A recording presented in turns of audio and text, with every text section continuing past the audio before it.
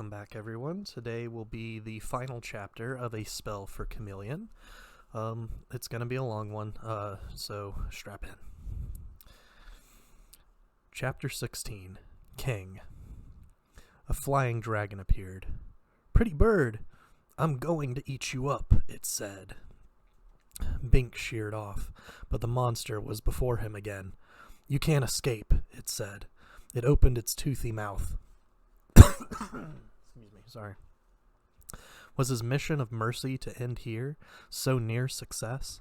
Bink pumped his wings valiantly, climbing higher, hoping the heavier dragon could not achieve the same elevation. But his wounded wing, formerly the hand Trent's sword had cut, robbed him of full lifting power and balance, forcing him to rise with less velocity.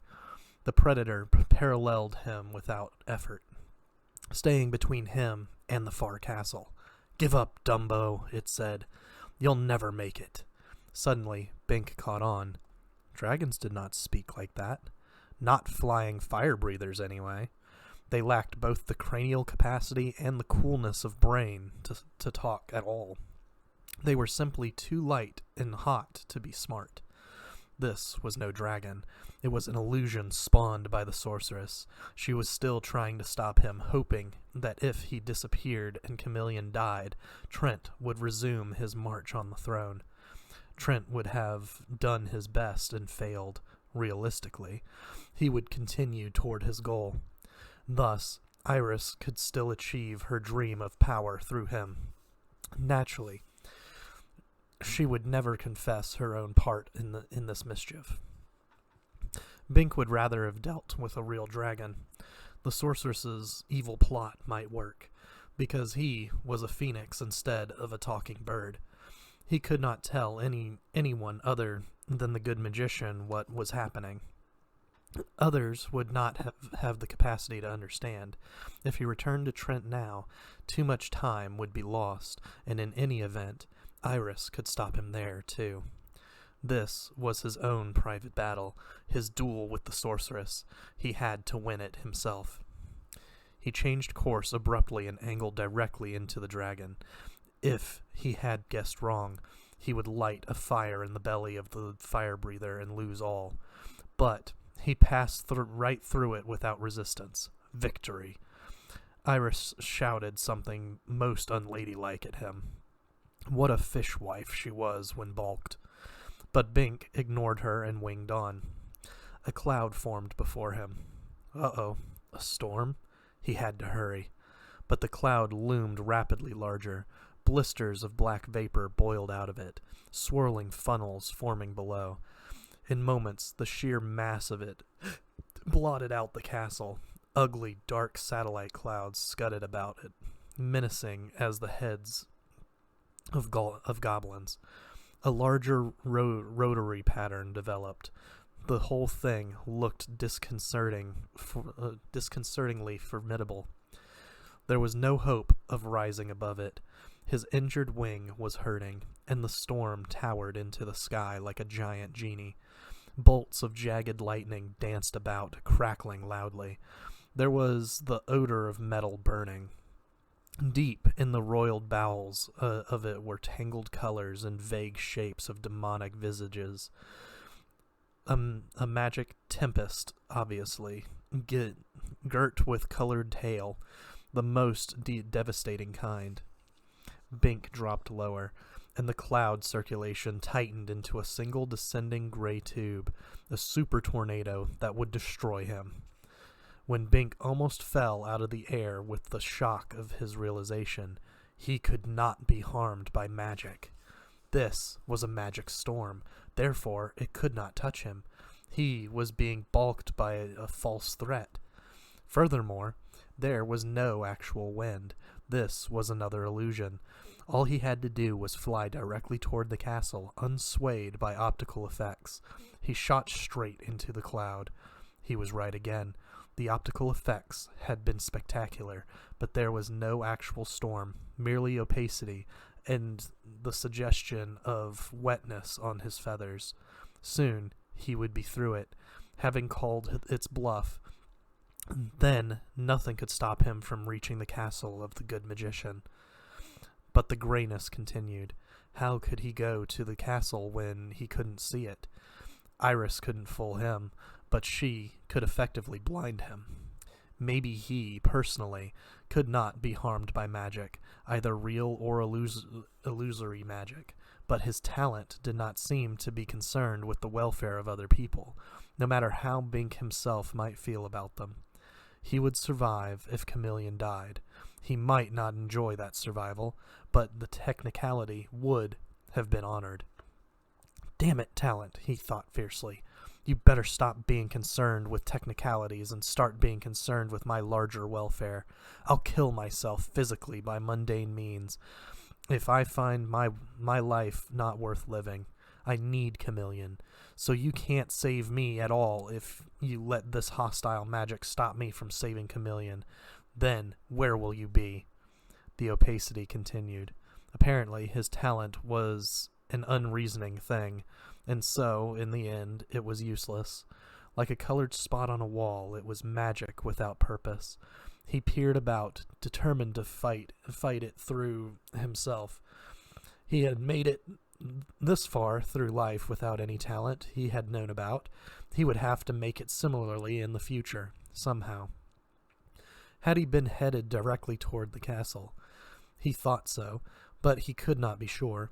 He had been distracted by the developing cloud, trying to avoid it, and could have lost his bearings. Trent might better have transformed him into an unerring carrier pigeon, but that bird would not have been distinct enough to attract the attention of the good magician. Anyway, speculations on what he might have been were useless. He was what he was, and would have to prevail as he was.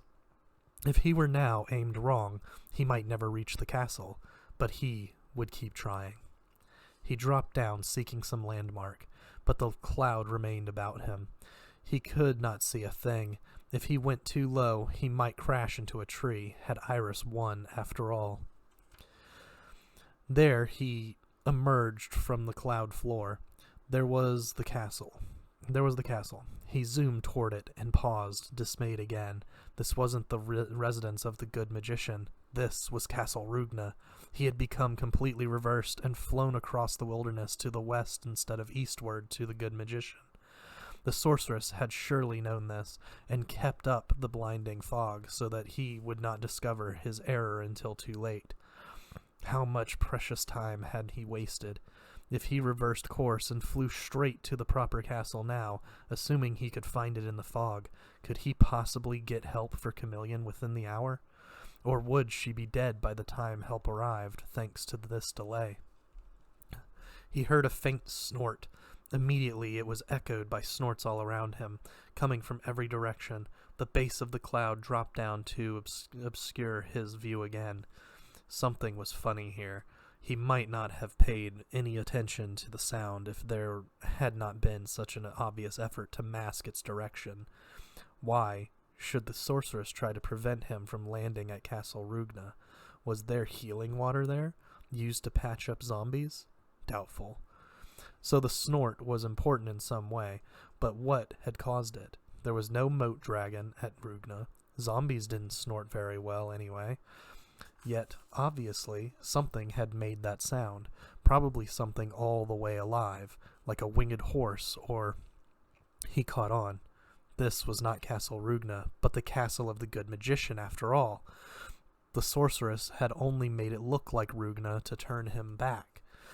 She was mistress of illusion, and he kept being deceived by the ramification of her power.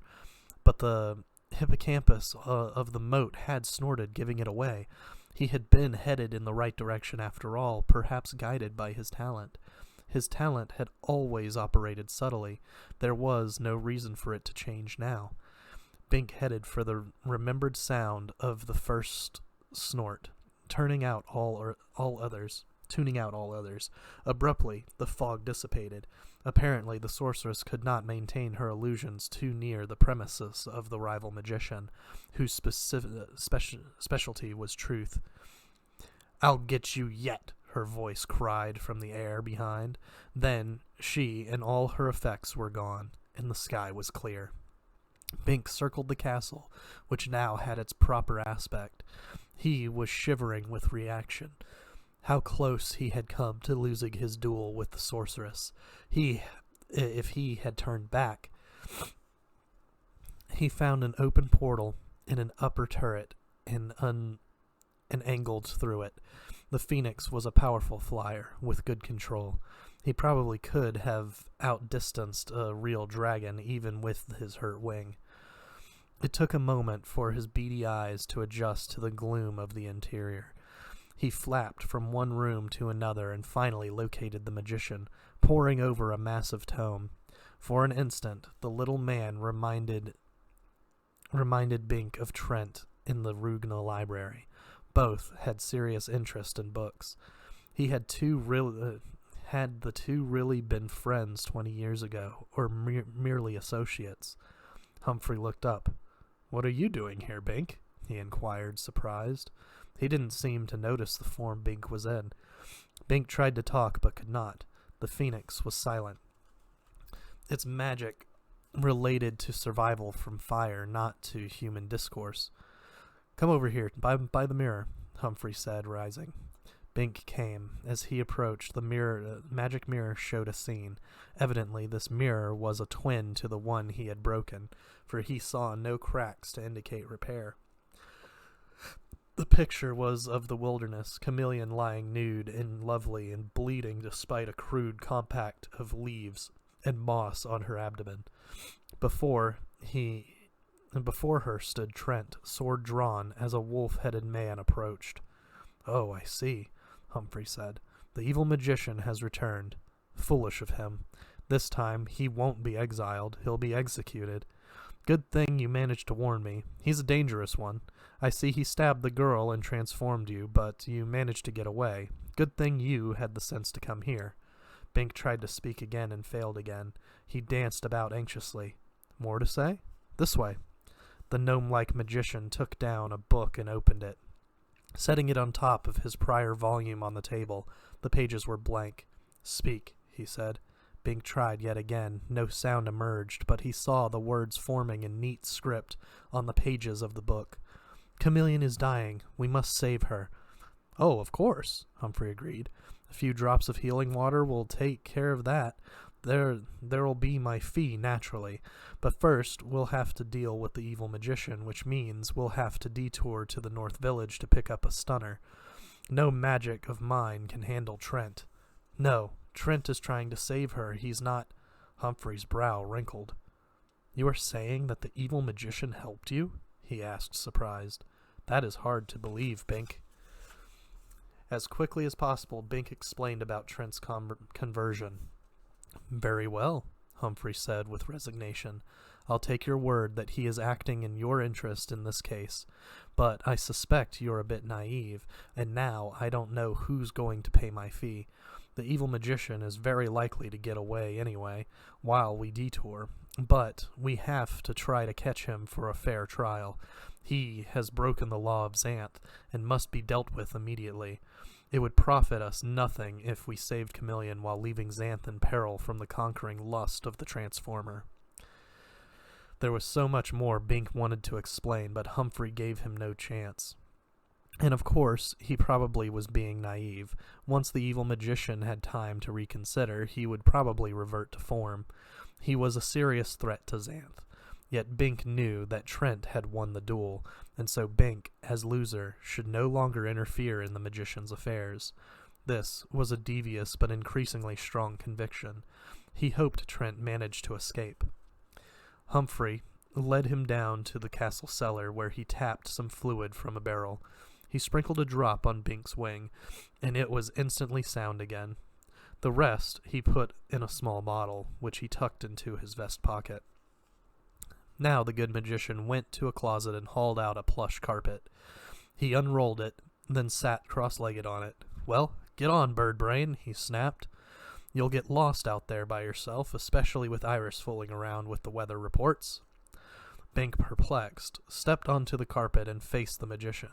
Then the rug lifted. Startled, Bink spread his wings and dug his feet deeply into the material, hanging on.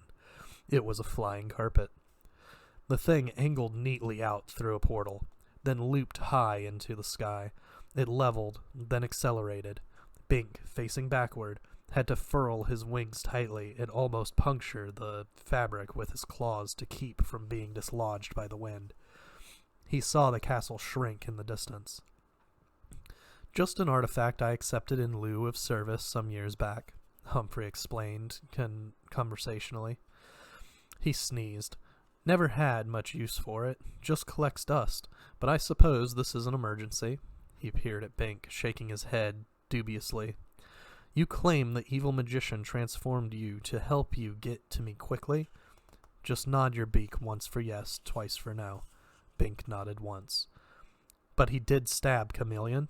Another nod, but that was not the whole story.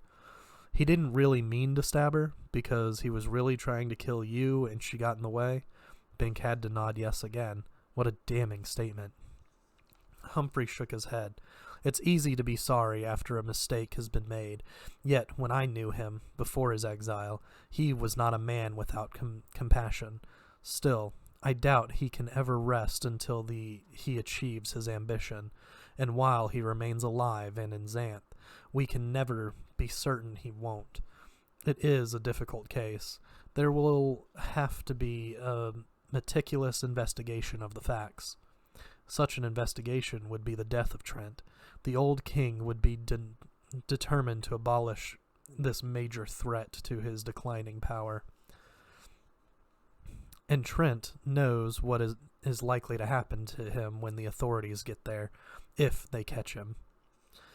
Trent surely did. Bink nodded yes again. "And you? Do you want him dead?" Bink shook his head vehemently no. "Or exiled again?" Bink had to think a moment. Then he shook his head again. "Of course. You need him to transform you back into human form. That perhaps gives him some bargaining leverage. They might spare his life in exchange for such services. But after that, it seems likely to be exile for him, or blindness." Blindness? But then Bink comprehended the horrible logic of it. Blind. Trent could not transform anyone. He had to see his subjects. But what a terrible fate. "I see you don't like that notion either. Yet, there are harsh realities to weigh," Humphrey pondered. "It will be difficult enough to save your life, since you also are an illegal immigrant. But perhaps I have a wrinkle." He frowned. "I'm really sorry to see Trent get into this scrape. He's a truly great magician, and we've always gotten along, not interfering in each other's business. But the welfare of Xanth comes first." He smiled briefly. "After my fee, of course." Bink didn't see much humor in it. "Well, it will soon be out of our hands, fortunately. What will be, will be." After that, he was silent. Bink watched the clouds, real ones this time. They loomed up larger and darker as the rug flew northward. Now the carpet was over the gap, making Bink feel less secure despite his wings. It was a long way down. When the rug passed through a cloud, it dipped alarmingly. It seemed there were internal downdrafts, but Humphrey rode with seeming equanimity, eyes closed, deep in thought. It got worse. The carpet, possessing no intelligence, zoomed straight for its pre-programmed destination, not trying to avoid the cloud banks. The clouds formed into towering mountains and awesomely deep valleys, and the drafts got worse. No illusion, this building storm, though it lacked the colors and menacing swirls of Iris's illusion cloud, in its somber way, it was just as threatening. Then the rug dropped through the fog and came out below. There was the North Village. The windows of the king's palace were draped in black. "I think it has happened," Humphrey remarked as they landed before the palace gate. A village elder came out to meet them. "Magician!" he cried. "We are about to send for you. The king is dead." "Well, you'd better choose a successor then," Humphrey said acidly. "There is no one except you," the elder replied. "Lame brain, that's no recommendation," Humphrey snapped. "What would I want with the throne? It's a big, boring job that would seriously interfere with my studies." The elder stood his ground. "Unless you can show us another qualified magician, the law requires that you accept." "Well, the law can go." Humphrey paused. "We have more pressing business. Who is caretaker during the interim?" "Roland. He is seeing to the funeral." Bink jumped. His father. But he knew immediately that his father would be scrupulous in avoiding any possible conflict of interest. Better not even to tell him Bink was back in Xanth. Humphrey glanced at Bink, seeming to have the same notion. "Well, I think I know just the sucker for the job," the good magician said, "but he has a certain technical problem to surmount first." Bink suffered an exceedingly uncomfortable shiver of premonition. "Not me," he tried to say, but still could not speak. "I'm no magician, really. I know nothing of kingship. All I want to do is save Chameleon, and let Trent get away too. But first, we have to settle a couple of other matters," Humphrey continued. "The evil magician Trent, the transformer, is back in Xanth, and a girl is dying. If we move fast, we may catch them both before it is too late." "Trent!" The elder was shocked. What a time for him to show up. He ran into the palace. Very soon they had assembled a war party. The village travel conjurer was given the precise location, and he started popping people through. First to go was Roland himself. With luck, he would catch the evil magician by surprise and stun him in place, nullifying his magic. Then the others would proceed safely. Next, the good magician went, with his vial of healing water, to save Chameleon, if she still lived. Bink realized that if this plan was successful, Trent would never have another chance to transform anyone. If they unknowingly executed the evil magician before Bink was transformed, he would remain forever a phoenix. Chameleon would be alone, although well, and his father would be responsible. Was there no way out of this predicament? Well, the plan might fail. Trent could transform Roland and Humphrey, then Bink himself might recover his human form, but Chameleon would die. That was no good either. Maybe Trent would have escaped before Roland arrived, then Chameleon would be cured, and Trent would survive, but Bink would remain a bird. No matter which way it worked out, someone dear to Bink would be sacrificed. Unless Humphrey somehow managed things to make everything come out all right. Yet how could he? One by one the elders disappeared. Then it was Bink's turn. The conjurer gestured. The first thing Bink saw was the body of the wolf-headed man.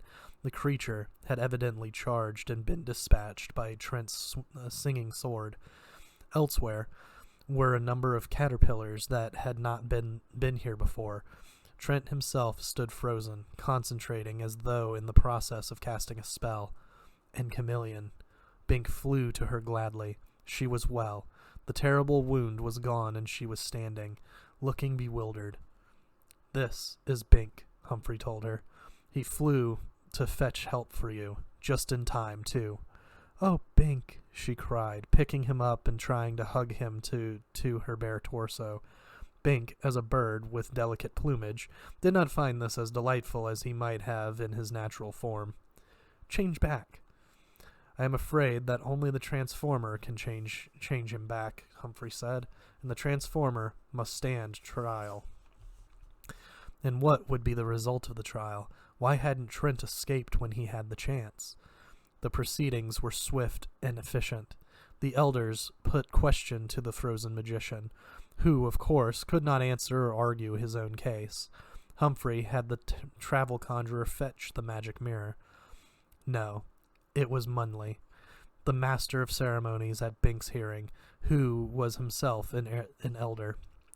Bink's bird brain was letting him get confused.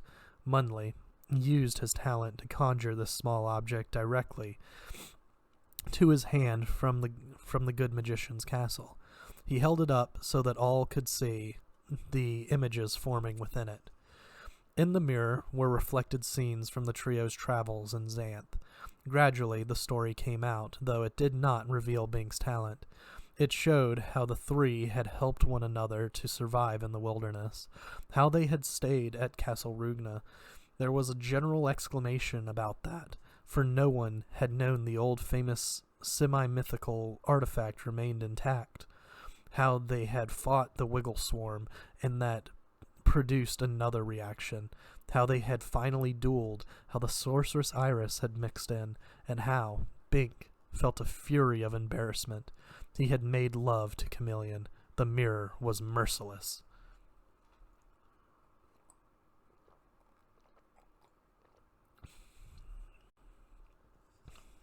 The whole sequence was clearly damning to Trent, for there were no words.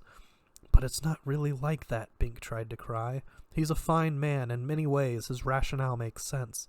If he had not spared me and Chameleon, he could have conquered Xanth. The picture froze on the final sequence of the duel, Trent wounding Bink, making ready to strike the final blow, and halting. See? He spared me. He is not evil. Not any more. He is not evil. But no one heard him. The assembled elders looked at one another, nodding gravely. Bink's father, Roland, was among them, and the family friend, Munley, saying nothing. Then the mirror continued, showing what had happened after Bink flew away. The monsters of the wilderness, smelling fresh blood, had converged. Trent barely had time to bandage Chameleon before these threats became pressing. He had stood before her, sword in hand, bluffing the creatures back, and transforming those who attacked anyway to caterpillars.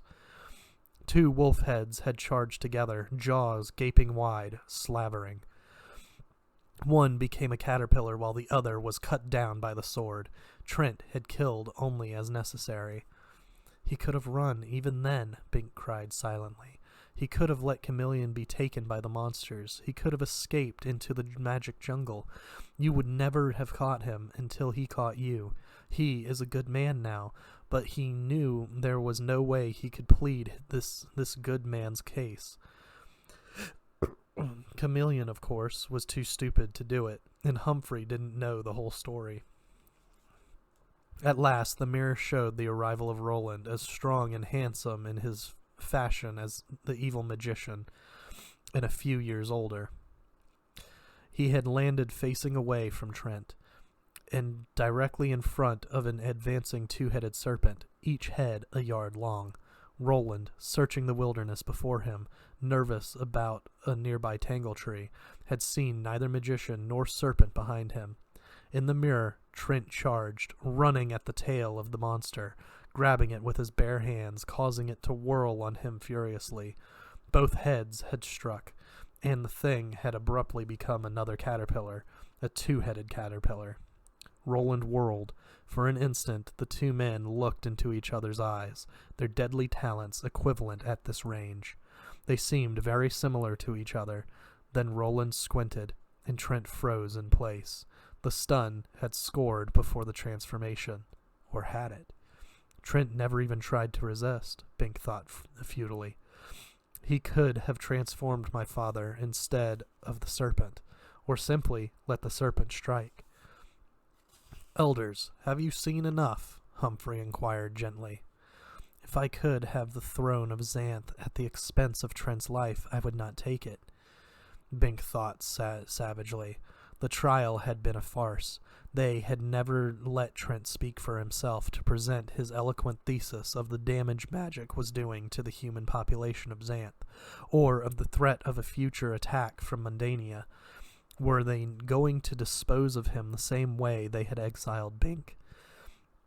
Thoughtlessly, by rote law, regardless of the meaning behind the facts?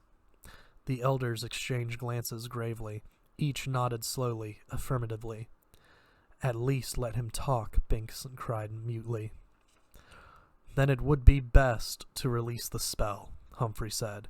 He must be free of magic for the denouement, as is our custom. Thank God. Roland snapped his fingers. Trent moved. Thank you, honorable elders of Xanth, he said politely. You have granted me a fair presentation, and I stand ready to accept your judgment. Trent wasn't even defending himself. This horrendous, partial, silent investigation, obviously a mere ritual to justify a decision privately arrived at. How could the evil magician lend credibility to that? We find you guilty of violating exile, Roland said. For this, the set penalty is death. But we are in a unique situation, and you have changed substantially since we knew you. You always had courage, intelligence, and strong magic. Now you are also possessed of loyalty, honor, and mercy. I am not unmindful that you spared the life of my son, who had foolishly challenged you, and that you protected his chosen one from the ravages of wild beasts. You have some guilt in these matters, but you explained it. You expiated it. We therefore waive the set penalty and grant you leave to remain in Xanth, under 2 conditions. They were not going to kill Trent.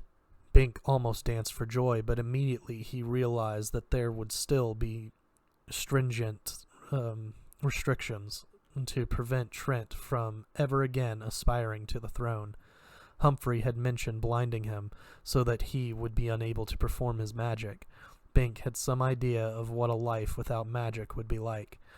Trent would be forced to assume some menial occupation, working out his days in ignobility. The elders were generally old, but not necessarily gentle. No smart citizen ever crossed them twice. Trent bowed his head. I thank you sincerely, elders. I accept your conditions. What are they? But there was there was so much more to be said. To treat this fine man as a common criminal, to force his agreement to this terrible retribution, and Trent was not even protesting. First, Roland said, that you marry. Trent looked up, startled. I can understand a requirement that I reverse all prior transformations and desist from any future exercise of my talent, but what has marriage to do with it? You are presuming, Roland said grimly, and Bink thought, Trent hasn't caught on. They have no need to make restrictions if they blind him. He will be helpless. I apologize, Elder. I will marry. What is the other condition? Now it comes. Bink wished he could blot out the sounds, as if by failing to hear the words of the sentence he could alleviate it. But that was not his type of magic talent. That you accept the throne of Xanth. Bink's beak fell open. So did Chameleon's mouth. Trent stood as if stunned frozen again. Then Roland bent one knee and slowly dropped to the ground. The other elders followed silently. The king, you see, is dead, Humphrey explained. It is essential to have a good man and strong magician in the office, one who has the demeanor of command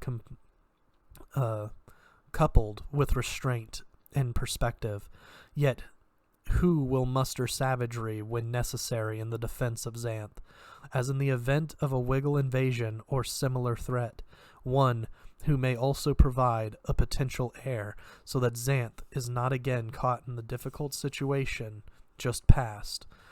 It is not necessary to like such a monarch, but we must have him. I obviously do not qualify, for I could hardly bring myself to devote the required attention to the details of governance. The sorceress Iris would be unsuitable even if she were not female, because of her lack of restraint, and the only other person of magician caliber has neither personally nor talent appropriate to the needs of the crown. Therefore, Xanth needs you, magician. You cannot refuse. And Humphrey, too, bent his knee. The evil magician, evil no longer, bowed his head in mute acceptance. He had conquered Xanth, after all. The ceremony of coronation was splendid. The centaur contingent marched with dazzling precision, and from all over Xanth, people and intelligent beasts came to attend. Magician Trent, henceforth the Transformer King, took both crown and bride together, and both were radiant. There were, of course, some sly remarks at the fringe of the spectator crowd, but most citizens agreed that the king had chosen wisely. If she's too old to bear an heir, they can adopt a magician-caliber boy. After all, he's the only one who can control her, and he'll never suffer from lack of variety. And it eliminates the last real threat to the kingdom. They were not yet aware of the other formidable external and internal threats. Bink, restored to his natural form, stood alone, contemplating the palace where Justin Tree once stood, the place where Justin Tree once stood. He was glad for Trent, and certain the man would make a fine king, yet he suffered also from a certain anticlimactic disappointment. What would he, Bink, do now? 3 youths passed, one middle-aged, Zinc, Jama, and Potiphar. They were chastened, their eyes downcast. They knew that the days of wild nuisance were over. With the new king in power, they would have to behave or else be transformed. Then 2 centaurs trotted up. "So glad to see you, Bink," Sherry exclaimed. "Isn't it wonderful you weren't exiled after all?" She nudged her companion. "Isn't it, Chester?"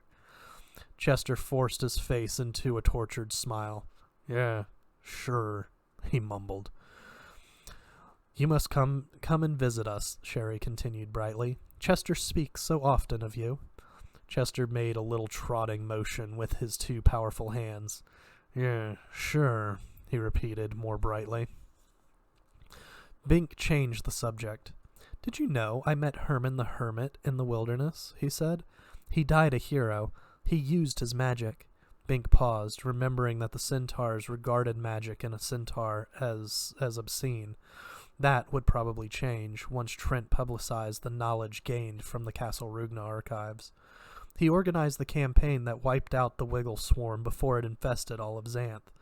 I hope Herman's name will be honored among your kind in future. Surprisingly, Chester smiled. "Herman was my uncle," he said. "He was a great character. The colts used to kid me about his exile. Now he's a hero, you say?"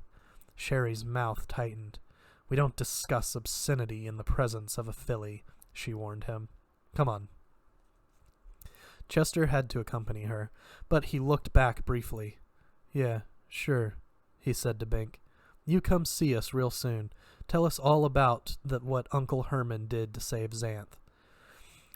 They were gone. Suddenly Bink felt very good. Chester was the last creature he would have expected to have something in common with, but he was glad it had happened. Bink knew all about the frustration of getting teased about some supposed failing, and he did want to tell an appreciative audience about Herman, the magic hermit centaur. Now Sabrina approached him. She was as lovely as he had ever seen her. "Bink, I'm sorry about what happened before," she said, "but now that everything is cleared up—" She was like Chameleon in her beauty stage, and she was intelligent too, a fit bride for almost any man, but Bink knew her now, too well. His talent had stopped him from marrying her by keeping itself secret. Smart talent. He glanced about and spied the new bodyguard Trent had taken. On Bink's recommendation, the man who could spot anything, including danger, before it developed, the soldier was now resplendent in his imperial uniform and impressive of demeanor. "Crombie!" Bink called. Crombie strode over. "Hello, Bink. I'm on duty now, so I can't stay to chat. Is something the matter?" "I just wanted to introduce you to this lovely lady, Sabrina," Bink said. "She does a very nice holograph in air." He turned to Sabrina. "Crombie is a good man and able soldier, favored by the king, but he doesn't quite trust women. I think he's just never met the right one. I believe you two should get to know each other better." "But I thought—" she began. Crombie was looking at her with a certain cynical interest, and she returned the glance. He was observing her physical charms, which were excellent. She was pondering his position at the palace, which was also excellent. Bink wasn't sure whether he had just done a beautiful thing or dropped a bagful of cherry bombs into the hole of a privy. Time would tell. "Goodbye, Sabrina," Bink said and turned away. King Trent summoned Bink to a royal audience. "Sorry about the delay in getting back to you," he said, when they were alone. "There were some necessary preliminaries." "The coronation, the marriage," Bink agreed. "Those two, but mainly a certain emotional readjustment. The crown landed on my head rather suddenly, as you know." Bink knew. "If I may ask, Your Majesty." Why I did not desert Chameleon and flee into the wilderness? For you alone, Bink, I will make an answer. Setting aside the moral considerations, which I did not, I performed a calculation that in Mundania is called figuring the odds. When you took flight for the castle of the good magician, I judged your chances of success to be about 3-1 in your favor. Had you failed, I would have been safe anyway. There was no point in deserting Chameleon. I knew Xanth stood in need of a new king, for the Storm King, by all accounts, was failing rapidly. The chances against the elders finding any magician more competent for the position than I were also about 3-1, and so on. Altogether, my chances of obtaining the throne by sitting tight were 9-16, with only a 3-16 chance of execution. These were better odds than survival alone in the wilderness, which I would rate at 1 chance in 2. Understand? Bink shook his head. "Those figures I don't see. Just take my word that it was a practical decision, a calculated risk. Humphrey was my friend. I was sure he would not betray me. He knew I had figured the odds, but it didn't make any difference, because that is the kind of schemer Xanth needs in a king, and he knew it. So he went along. Not that I didn't have some serious worries at the time of the trial. Roland certainly made me sweat." "Me too," Bink agreed. "But had the odds been otherwise, I would still have acted as I did," Trent frowned.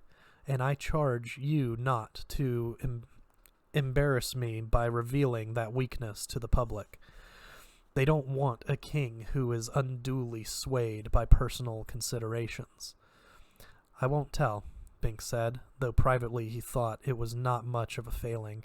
After all, it was Chameleon he had saved. "And now to business," the king said briskly. "I shall, of course, grant you and Chameleon royal dispensation to remain in Xanth without penalty for your violations of exile. No, this has nothing to do with your father. I never even realized you were the son of Roland until I saw him again and recognized the family resemblance.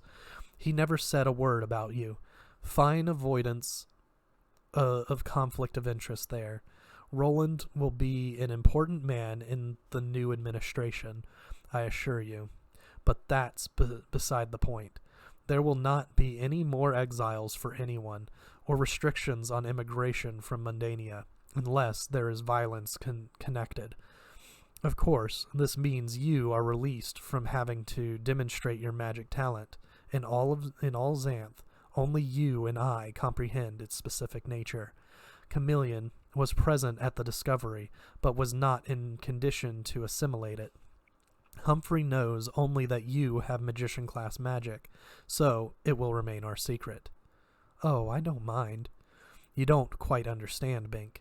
It is important that the precise nature of your talent remains secret. That is its nature. It must be a private thing. To reveal it is to vitate it. That is why it protects itself so carefully from discovery. Probably I was permitted to learn of it only to help protect it from others, and that I intend to do. No one else will know." "Yes, but I see you still don't follow. Your talent is remarkable and subtle. It is, in its totality, a thing a magician rank, equivalent to any magic in Xanth. All other citizens, whether of the spot-on-wall variety or of magician class, are vulnerable to those types of magic. They don't themselves practice. Iris can be transformed. I can be stunned. Humphrey can be harassed by illusion. You get the point. Only you are fundamentally secure from all other forms of magic. You can be fooled or shamed or grossly inconvenienced, but never actually physically hurt. That is exceedingly broad protection. Yes, but, in fact, we may never know the ultimate limits of it. Consider the matter in which you re-entered Xanth, without revealing your talent to anyone who would tell. Our entire adventure may be no more than the manifestation of one facet of your talent. Chameleon and I may merely have been tools to convey you back into Xanth safely. By yourself, you might have been trapped in Castle Rugna, or run afoul of the Wiggles. So I was there to smooth your way.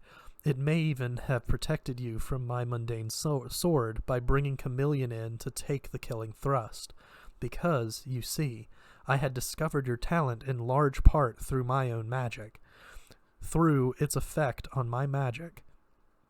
Because I am a full magician, it could not balk me completely, as it might a lesser power, but still it operated to protect you. It could not completely thwart me. I was able to wound you, so it joined me, acting to alleviate my quarrel with you by making me king in a way you could accept. Maybe it was your talent that changed my mind and prevented me from killing you. Hence my reasoning that it was your talent's decision that I be allowed to ascertain its nature. For this knowledge has, as you see, profoundly affected my attitude toward you and your personal safety. He paused, but Bink did not comment. This was quite a concept to digest in one lump. He had thought his talent was limited, not affecting those he cared for, but it seemed he had underestimated it. So you see, Trent continued, my throne may merely be the most convenient agency for the promotion of your welfare. Perhaps your entire exile and the death of the Storm King at this time are all part of that magical scheme. Your exile brought me into Xanth without my army and your company. I certainly am not going to gamble that mere coincidence brought me to this pass. Your talent makes most sophisticated use of coincidence. I don't want to go against you, and perhaps sicken and die the way my predecessor did after he acted against your interest. No, Bink, I wouldn't want to be your enemy even if I weren't already your friend. So I am becoming a conscious agent for the preservation of your secret and the promotion of your welfare in the best way I am able. Knowing how you feel about Xanth, I shall try to be the best possible king, ushering in a new golden age, so that you never suffer any direct or indirect threats through my mismanagement. Now, do you understand? Bink nodded. I guess I do, Your Majesty. Trent stood up, clapping him heartily on the back. Good. All had better be well. He paused, thinking of something else. Have you decided on an occupation yet, Bink? I can offer you anything short of the crown itself, though even that may be in your future if— No, Bink exclaimed. Then he had to backtrack, seeing Trent's broad grin. I mean, yes, I thought of a job. You said once. Bink hesitated, suddenly awkward. You don't seem to have listened very well. What you want, you will get, if it is within my present power. But my talent is transformation, not divination. You must speak. Out with it. Well, in the wilderness, when we were waiting for Chameleon to, just before the Wiggles, we talked about the mystery of— Trent raised one royal hand. Say no more. I hereby appoint you, Bink of the North Village, official researcher of Xanth.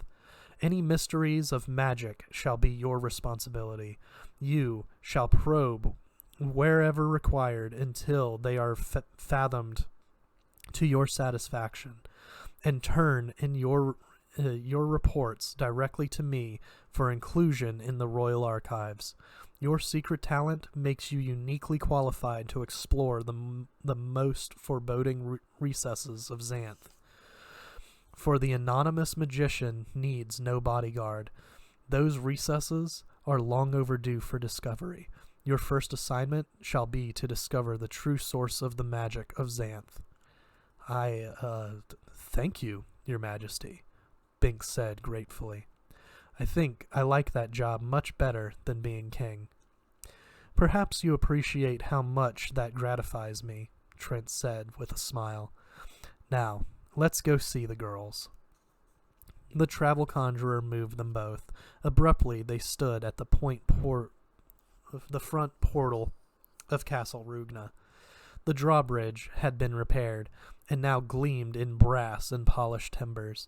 The moat was clean and full of water. Now, stocked with monsters of the finest breeds, the teeth of the portcullis glittered. Bright pennants fluttered from the highest turrets. This was a castle restored to full splendor. Bink peered at something he thought he saw around to the side. Was it a small graveyard? Something moved there, white as a bone, with a trailing bandage? Oh no! Then the ground opened up with a final cheery wave. The zombie sank into its resting place. Sleep in peace, Trent murmured. I have kept my promise. And if he had not, would the zombies have marched out of the wilderness to compel performance? That was one mystery Bink did not intend to explore. They entered Rugna. All 6 ghosts greeted them in the front hall, every one in full human shape. Millie quickly popped off to notify the queen of the king's arrival. Iris and Chameleon swept up together, wearing castle tunics and slippers. The sorceress was in her natural form, but so neatly garbed and coiffed that she was not unattractive, and Chameleon was almost back to her center stage, average in both appearance and intellect. The queen made no pretense of affection for Trent. It had been a marriage of convenience, as anticipated, but her pleasure in the position and her excitement about the castle were obviously genuine. This place is marvelous, Iris exclaimed. Chameleon has been showing me around, and the ghosts instructed our toileties. All the room and grandeur I ever wanted, and it's all real, and it wants so much to please. I know I'm going to love it here. That's good, Trent said gravely. Now put on your pretty face. We are entertaining company. The middle-aged woman was instantly replaced by a stunningly smooth and buxom young woman with a low whatever. Probably low cut. Yeah.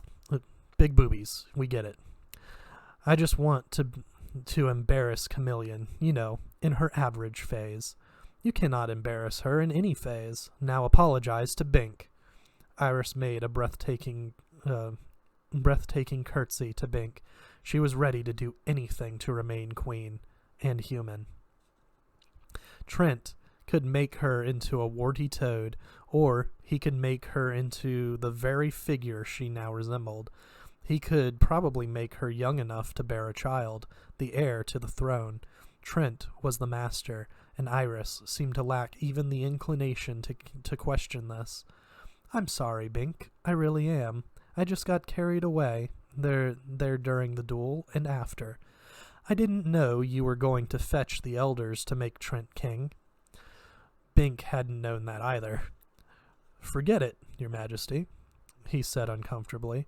He looked at Chameleon, so close now to Dee, the girl he had liked from the outset, despite Crombie's dire warnings. A fit of shyness overcame him. Go ahead, get it over with, Trent muttered in his ear. She's smart enough now. Bink thought about how much of his adventures had centered around Chameleon's quest for a spell to make her normal, when she really was quite satisfactory, and even somewhat challenging as she was. How many people similarly spent their lives searching for their own spells, some gratuitous benefit such as a silver tree, or political power or undeserved acclaim, when all they really needed was to be satisfied with what they already had. Sometimes what they had was better than what they thought they wanted.